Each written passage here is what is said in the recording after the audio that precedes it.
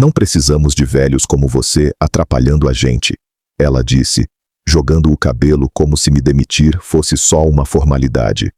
Meu nome é Stanley Rowe. Tenho 59 anos e fui gerente de operações da Harper Machinery em Indianápolis, Indiana, pelos últimos 18 anos.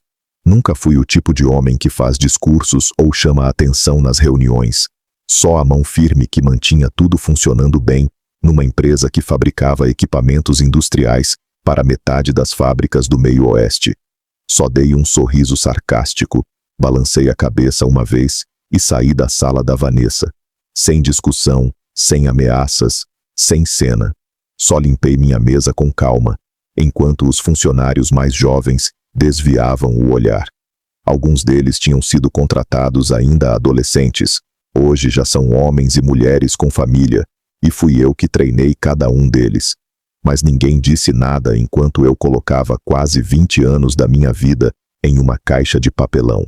Charles Harper construiu a empresa com as próprias mãos há 43 anos. Começou com um torno em sua garagem e transformou tudo isso em um negócio de 30 milhões de dólares, só com esforço e um nome forte por fabricar máquinas confiáveis. Ele mesmo me escolheu para cuidar das operações quando a saúde dele começou a piorar. Você é o único em quem confio para não fazer nada mal feito, ele disse. Agora a filha dele, Vanessa, com 28 anos, formada em administração e 2 anos morando em Miami, decidiu que a empresa precisava de modernização e novas ideias, ou seja, queria tirar quem ainda lembrava de como as coisas funcionavam antes das planilhas tomarem o lugar do bom senso. Enquanto eu caminhava até meu caminhão, carregando aquela caixa triste com meus pertences, senti uma calma estranha. Porque o que Vanessa não sabia, o que ela nem se deu o trabalho de verificar, é que meu contrato de trabalho tinha uma cláusula bem específica. Uma cláusula que o próprio Charles fez questão de incluir para evitar que concorrentes me contratassem. Uma multa de rescisão equivalente a 2 anos inteiros de salário, caso eu fosse demitido sem motivo. Coloquei a caixa no banco do carona e fiquei sentado por um momento, com as mãos no volante. Pelo para-brisa, eu via o chão de produção, os equipamentos que eu mesmo mantinha, os sistemas que implantei, as pessoas que contratei, todos prestes a descobrir o que acontece quando o conhecimento verdadeiro vai embora. Não bati a porta. Não saí cantando o pneu do estacionamento. Só virei a chave, coloquei o caminhão em movimento e fui para casa ligar para Harold Preston, um amigo advogado que estava só esperando uma oportunidade de pegar um caso corporativo tão direto assim. Nunca fui do tipo exibido. Fui casado por 29 anos com minha esposa Linda, antes do câncer levá-la, há 4 anos, e criei 2 filhos que hoje estão bem. Meu filho trabalha em Denver, numa empresa de engenharia, e minha filha dá aula para a 3ª série em Cleveland. Minha vida sempre foi baseada em constância e confiança, do mesmo jeito que eu agia na Harper Machinery. Charles Harper foi mais que um chefe. De muitas formas ele foi como um pai que nunca tive, já que meu próprio pai sumiu quando eu tinha 11 anos, deixando minha mãe para criar 3 filhos com o salário de secretária. Charles me deu uma chance quando eu tinha 41 anos, vindo de uma demissão de uma fábrica de carros em decadência, com só experiência prática e um diploma técnico de engenharia mecânica de uma faculdade comunitária. Diploma não monta máquina, Charles disse na entrevista. Homem com bom senso e habilidade monta. Ele me promoveu a gerente de operações em 2 anos. Charles e eu não éramos do tipo que ia pescar junto ou beber depois do expediente, mas havia um respeito entre nós que ia além do trabalho. Quando Linda ficou doente, foi ele que mexeu na minha escala sem eu pedir, para que eu pudesse levá-la em todos os tratamentos. Família em primeiro lugar, Stanley, sempre. O primeiro sinal de alerta veio cerca de 1 ano atrás, quando Vanessa começou a aparecer nas reuniões, recém-formada, carregando uma pasta de couro, cheia de perfume caro, e falando de sinergia e disrupção de mercado. Às vezes eu via Charles fazendo careta com as ideias dela, sugestões que teriam acabado com nosso controle de qualidade ou mandado para fora do país peças que sempre fabricamos aqui dentro, mas ele nunca a contradisse na frente de todos. Só corrigia tudo em silêncio depois. Ela precisa aprender, Stanley, ele me disse uma tarde, encostado no batente da porta do meu escritório. Tem lição que não se aprende em livro. O segundo sinal de alerta foi quando Charles anunciou sua aposentadoria, 3 meses atrás. Problemas no coração, ele disse, mas eu achava que era mais por causa da pressão da Vanessa. Ele parecia derrotado quando me entregou o novo organograma com o nome dela no topo. Fiz ela prometer que manteria a equipe principal. Ele disse, sem olhar direto nos meus olhos. A experiência de vocês é o que faz essa empresa funcionar. Eu apenas balancei a cabeça, mas senti um aperto no estômago. O jeito que Charles evitava meu olhar, como se soubesse o que estava para acontecer, mas não tivesse coragem de falar. Na manhã seguinte à minha demissão, eu estava sentado na mesa da cozinha, olhando meu contrato de trabalho com o Harold, quando meu celular tocou. O nome do Charles apareceu na tela. Quase não atendi. Quase. Mas 18 anos de respeito não somem do dia para a noite. Stanley. A voz dele parecia cansada. O que foi aquilo ontem? Pergunte à sua filha, eu disse com um tom calmo, sem raiva, só dizendo a verdade. Eu perguntei. Ela disse que você era. Ele parou, procurando as palavras. Resistente à nova direção, que você estava atrapalhando a autoridade dela com a equipe da produção. Eu não disse nada. Deixei o silêncio tomar conta. Charles me conhecia bem demais. Sabia que eu nunca sabotaria ninguém. Você vai entrar com o processo, né? Ele finalmente perguntou. Já entrei, respondi. Harold Preston está cuidando disso. Charles soltou um suspiro longo. Eu falei para ela olhar os contratos, falei antes de sair que havia proteções. Mais um silêncio. Ela disse que ontem fez uma limpa. Você, Thomas, Jennifer, todo mundo com mais de 50. Meu maxilar travou. Thomas era nosso chefe de engenharia há 12 anos. Jennifer cuidava do laboratório de controle de qualidade como se fosse dela. Os dois eram insubstituíveis à sua maneira. Era isso que você queria, Charles? Mandar embora todo mundo que construiu essa empresa com você? Você sabe que não, ele disse com a voz cansada. Mas eu passei o controle para ela, agora é ela quem manda. Ouvi vozes no fundo da ligação. Uma delas claramente era Vanessa, falando alto e mandando. Preciso desligar, Charles disse rápido. Ela está. A ligação caiu de repente. Deixei o celular na mesa e olhei para o contrato espalhado à minha frente. Seção 12, parágrafo 3. No caso de demissão sem justa causa documentada, como definido no anexo C, o funcionário terá direito a uma indenização equivalente a 24 meses do salário atual. Harold tinha marcado essa parte com marca-texto amarelo. É a prova de falhas. Ele tinha me dito mais cedo. Ou eles pagam, ou a gente vai para o tribunal. Ganhamos, e eles ainda pagam meus honorários. Caminhei até a janela com vista para o quintal. O pé de bordo que Linda e eu plantamos quando nos mudamos para cá, há 26 anos, agora estava enorme. Cuidamos dele depois de 2 raios e uma doença que quase o matou. Consertamos a árvore. Cuidamos dela. Demos tudo o que precisava para crescer forte. Algo mudou dentro de mim. Aquilo já não era só sobre dinheiro. Era sobre valor. Sobre reconhecer o que a experiência traz. Sobre respeitar a base que outros construíram antes de você decidir reformar a casa. Peguei meu telefone e liguei para o Thomas, depois para a Jennifer. Antes do meio-dia, eu já tinha falado com todos os funcionários veteranos que Vanessa demitiu. Alguns estavam em choque, outros com raiva. Todos preocupados com o futuro. Respira fundo, eu disse para cada um deles. Olhem seus contratos. Liguem para o Harold. Depois fiz mais uma ligação para Douglas Klein, dono da Precision Parts, do outro lado da cidade.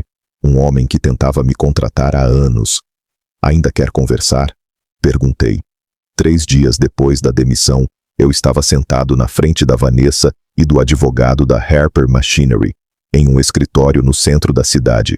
Harold Preston ao meu lado, sua pasta velha aberta, Meu contrato bem visível.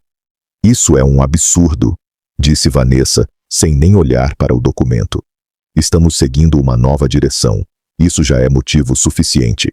Harold, com seus 67 anos, e o jeito calmo de quem já viu todo tipo de truque empresarial, apenas apontou para a parte destacada do contrato. Demissão sem justa causa, como está descrito no anexo C, exige indenização de 24 meses de salário, aproximadamente $320 mil no caso do Sr. Rowe. O advogado da empresa, um rapaz chamado Justin que parecia recém-formado, leu o contrato com cara de preocupação. Sra. Harper, a definição de justa causa aqui é bem específica. Problemas de desempenho, questões éticas, atos ilegais. Ele resistia às mudanças. Vanessa interrompeu, cruzando os braços. Isso é insubordinação. E onde está isso por escrito? Harold perguntou. Advertências formais, plano de melhoria. Porque o anexo C exige um padrão documentado, não um caso isolado. Justin folheou uma pasta bem fina à sua frente, sem encontrar nada. O rosto de Vanessa ficou tenso. Tudo bem. Pagamos alguns meses de indenização e seguimos.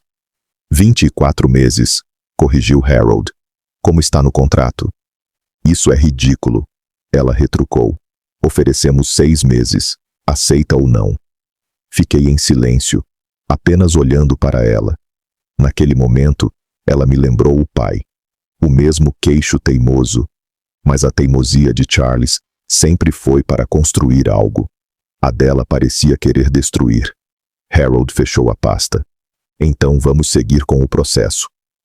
A fase de investigação vai ser interessante, especialmente com a demissão de vários funcionários com mais de 50 anos. Os olhos de Justin se arregalaram um pouco. Ele se inclinou para Vanessa e sussurrou algo urgente. Ela o ignorou. Antes de ameaçar, disse Vanessa, me olhando e ignorando Harold. Você devia saber que estamos prontos para lutar. Vai passar anos enrolado na justiça. Eu finalmente falei. Tenho tempo. E vamos espalhar por aí que você é difícil de lidar. Ela acrescentou. Boa sorte para arrumar outro emprego nessa idade. Foi aí que o pai dela apareceu na porta. Eu não via Charles desde a festa de aposentadoria. Ele parecia mais magro, mais pálido, mas os olhos ainda estavam afiados. Vanessa, ele disse em voz baixa, preciso falar com você. Estamos ocupados, pai. Agora, não é um pedido. Eles saíram. Através da parede de vidro da sala de reunião, eu os via discutindo. Charles gesticulava com força, enquanto Vanessa ficava cada vez mais na defensiva. Quando voltaram, Vanessa evitava meu olhar. Justin, disse Charles, prepare o acordo de indenização como está no contrato. Pai, começou Vanessa. Agora não. Charles se virou para mim. Desculpe, Stanley. Não era assim que eu queria que terminasse. Balancei a cabeça uma vez. Nada mais precisava ser dito entre nós. Quando Harold e eu nos levantamos para sair, Vanessa ficou na minha frente. Isso ainda não acabou. Vou revisar todos os fornecedores. Qualquer empresa que te contratar pode esquecer de fazer negócio com a Harper. Charles ficou pálido ao ouvir isso, mas não disse nada. Apenas balancei a cabeça de novo, pensando na conversa com Douglas Klein no dia anterior. Na proposta de sociedade que ele me fez. No mercado especial que a Harper ignorava há anos e que a Precision Parts estava pronta para explorar. Você tem razão numa coisa, eu disse para ela. Isso ainda não acabou. O pagamento da indenização caiu na minha conta uma semana depois. $320 mil, menos os impostos. Mais dinheiro do que eu já tinha visto de uma vez. Eu deveria me sentir vitorioso. Mas na verdade, me senti vazio. Não era sobre dinheiro. Nem sobre vingança, de verdade. Era sobre algo mais profundo. Naquela mesma tarde, encontrei Thomas Baldwin, nosso ex-chefe de engenharia, num restaurante entre nossas casas.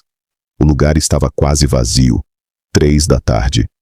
Harold conseguiu 1 ano de indenização para mim, disse ele, mexendo o café sem beber. Não é tão bom quanto o seu acordo, mas é melhor do que nada. Eles querem que você assine um acordo de confidencialidade. Thomas assentiu. Não posso falar sobre processos ou práticas da empresa por 5 anos. Ele soltou uma risada amarga. 40 anos na engenharia e de repente não posso falar do meu próprio trabalho. Vai assinar? Acho que não tenho muita escolha. Tenho uma neta começando a faculdade no ano que vem. Empurrei um cartão de visitas pela mesa. Douglas Klein, Precision Parts. Ele está procurando um consultor. Eu disse. Alguém que entenda de hidráulica de precisão, sem necessidade de acordo de sigilo. Thomas olhou fixamente para o cartão. A Harper me processaria se eu aceitasse isso. Não se você só estiver dando conselhos sobre padrões gerais do setor. Nada confidencial nisso. Ele guardou o cartão devagar. O que está acontecendo, Stanley? Isso não parece com você, mexendo nesse vespeiro. Eu ainda não tinha contado a ninguém sobre meu acordo com Douglas, mas Thomas merecia saber. Trabalhamos lado a lado por mais de 10 anos. Estou fazendo sociedade com a Precision, falei em voz baixa. Douglas está me trazendo para liderar uma nova divisão. Componentes hidráulicos especiais. Aqueles de produção pequena, com margem alta, que a Vanessa acha que são perda de tempo. As sobrancelhas de Thomas se levantaram. O trabalho sob medida? Charlie sempre disse que isso era o futuro da Harper. E a Vanessa está acabando com isso para focar em produção em massa. Acha que consegue competir com fabricantes estrangeiros no preço. Ela não consegue, disse Thomas direto. Não com nossos custos de mão de obra. Eu sei. E o Charles também. Thomas se inclinou para frente. É por isso que você está me contando isso? Acha que o Charles está envolvido de alguma forma? Balancei a cabeça. Não. Mas almocei com a Jennifer ontem. Ela disse que a Vanessa está vendendo equipamentos. As máquinas especiais que o Charles comprou no ano passado para o trabalho personalizado. Ela já vendeu metade. Isso dá mais de 2 milhões em equipamentos, disse Thomas, olhos arregalados. Em leilão, provavelmente pegou 30 centavos por cada dólar. Thomas se recostou, começando a entender. Ela está desmontando a empresa, transformando tudo em dinheiro. Assenti. E adivinha quem está comprando imóveis em Miami? Meu Deus. Thomas passou a mão no rosto. O Charles sabe disso? Acho que não. Ele construiu essa empresa para deixar um legado, não para vender tudo. Ficamos em silêncio por um momento, processando o que aquilo significava. Não só para nós, mas para os mais de 100 funcionários que ainda estavam na Harper, para o trabalho de uma vida do Charles. O que você vai fazer? Thomas finalmente perguntou. Construir algo melhor. Eu disse com simplicidade. Algo que respeite o passado e o futuro. Com o Douglas Klein? Thomas parecia desconfiado. Douglas é só o investidor. Está há 2 anos da aposentadoria. Quer apoiar pessoas que sabem o que estão fazendo, depois sair de cena.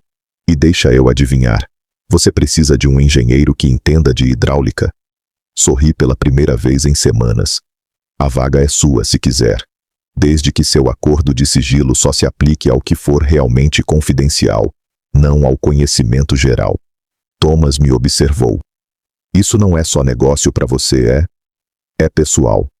É sobre valor, eu disse. Sobre construir algo que dure. Sempre foi isso que quis fazer. 2 meses depois da minha demissão, eu estava sentado no escritório de Douglas Klein, revisando plantas da nova instalação. O galpão reformado no lado leste da cidade, sede do nosso novo projeto, especializado em componentes hidráulicos personalizados. O nome tinha sido ideia do Thomas. Construa pelos cantos, ele disse. É assim que se faz algo que dura. Douglas, um homem forte, com barba branca cheia e mangas sempre dobradas, espalhou os contratos de fornecedores sobre a mesa. Usinagens confirmadas, disse ele. Eles podem entregar as primeiras 5 unidades até o mês que vem. E o programador, CNC? Começa na segunda, disse Douglas, me olhando com um leve sorriso. Ex-funcionário da Harper. Disse que foi você quem recomendou. Eu confirmei com a cabeça. Jason Wright trabalhou na Harper por 6 anos, excelente com modelagem no computador. Ganhava muito menos do que merecia. Vanessa cortou o orçamento do setor dele em 30% e ainda dobrou o próprio salário. Ele pediu demissão 2 semanas atrás. Quantos já são agora? Perguntou Douglas. 7, respondi. Todos os melhores. Douglas assobiou baixinho. A Harper está perdendo gente boa rápido. As pessoas seguem quem lidera bem, eu disse. E a Vanessa não está fazendo isso. Meu celular vibrou. Uma mensagem da Jennifer, ainda trabalhando no laboratório da Harper, mas me passando informações. Como faltavam 3 anos para se aposentar, ela não podia sair, mas podia continuar prestando atenção. A mensagem tinha a foto de um memorando interno. Atrasos na produção. Problemas no controle de qualidade. 3 grandes clientes ameaçando cancelar contratos por prazos não cumpridos. Mostrei a foto para o Douglas, que ajustou os óculos para enxergar melhor. Exatamente como previmos, ele disse. A saída dos experientes já está afetando os resultados. Guardei o celular no bolso, sem sentir alegria com a notícia.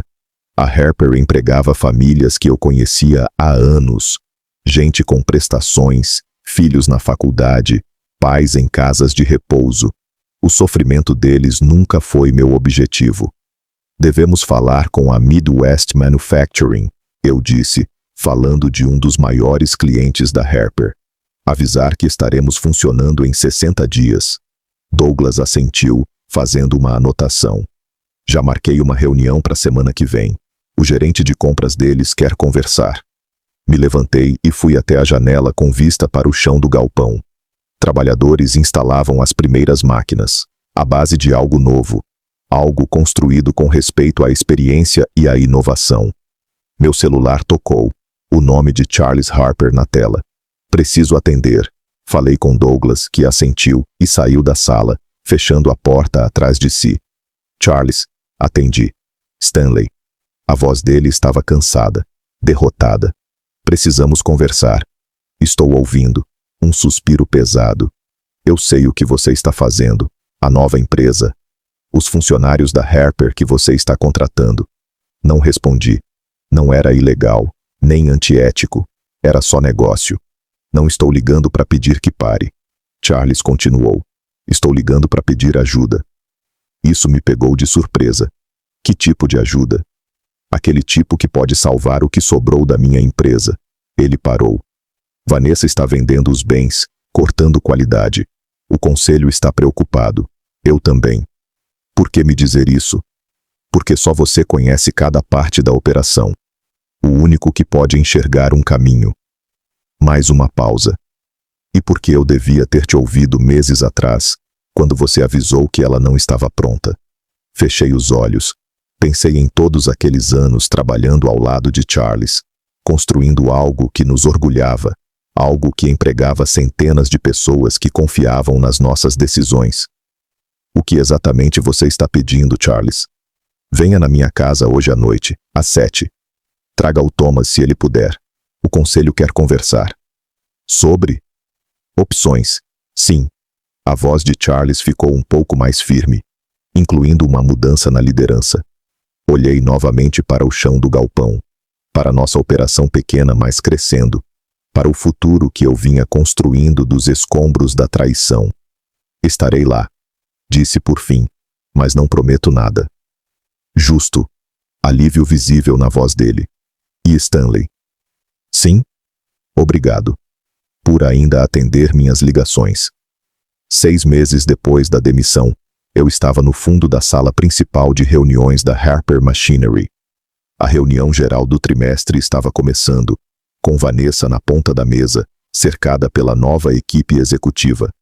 Todos com menos de 35 anos, todos com cara de nervosos. Eu só deveria falar no final. Esse era o acordo com o conselho. Deixar Vanessa apresentar os resultados primeiro. Dar a ela a chance de explicar a queda de 37% na receita, os contratos perdidos, os erros de controle de qualidade. Ela estava no meio da apresentação, culpando o mercado e erros antigos, quando me viu. O que ele está fazendo aqui? Ela perguntou, apontando para mim. Charles, sentado em silêncio entre os membros do conselho, Fez um sinal para o presidente, que se levantou. Vanessa, disse o presidente. O conselho tomou uma decisão sobre a liderança da empresa. O rosto dela ficou branco. Vocês não podem estar falando sério. Stanley, continuou o presidente, virando-se para mim. Quer explicar o novo acordo? Dei um passo à frente, segurando uma pasta. A mesma que Harold preparou para minha indenização 6 meses antes, mas com conteúdos bem diferentes agora. A Harper Machinery vai se unir à Cornerstone Precision, eu disse com voz firme. O conselho aprovou o acordo de fusão hoje de manhã. Vanessa riu com desprezo. Isso é absurdo. Eu sou a acionista majoritária. Não, disse Charles, levantando-se devagar. Você tem 20%. Eu mantive 51% e votei a favor da fusão. Empurrei a pasta na direção dela. A Cornerstone vai assumir a divisão de hidráulica personalizada da Harper. O restante seguirá com nova liderança. Minha liderança, disse Thomas, entrando pela porta. Vanessa folheou os papéis, as mãos tremendo. Isso é negócio, completei por ela. Nada pessoal. 1 ano depois da fusão, eu estava na fábrica ampliada que agora abrigava a Cornerstone Precision e a Harper Custom Hydraulics. Os funcionários trabalhavam com eficiência entre as estações e o som das máquinas formava uma sinfonia de produtividade que eu sentia falta nos meses em que estive fora. Charles se juntou a mim na plataforma de observação, apoiando-se na bengala. A saúde dele não melhorou, mas o espírito sim. Ver a empresa prosperar novamente foi o melhor remédio. Os números do trimestre chegaram, ele disse, me entregando um relatório. Os melhores em 5 anos. Assenti, lendo os dados.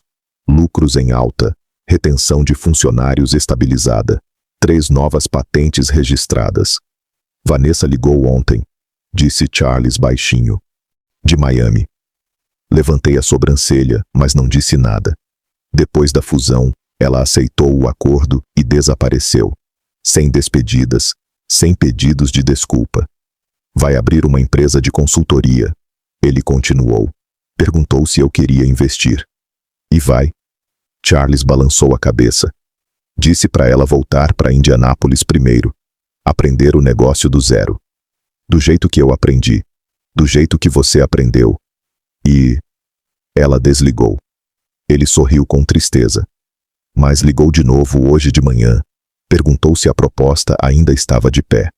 Lá embaixo, vi Jason treinando 2 novos programadores no nosso sistema mais recente. Jennifer com seu jaleco, inspecionando peças com toda a sua precisão. Thomas numa estação de trabalho, desenhando uma modificação à mão antes de passar para o computador. Experiência e inovação trabalhando juntas. Sem conflito, sem substituição.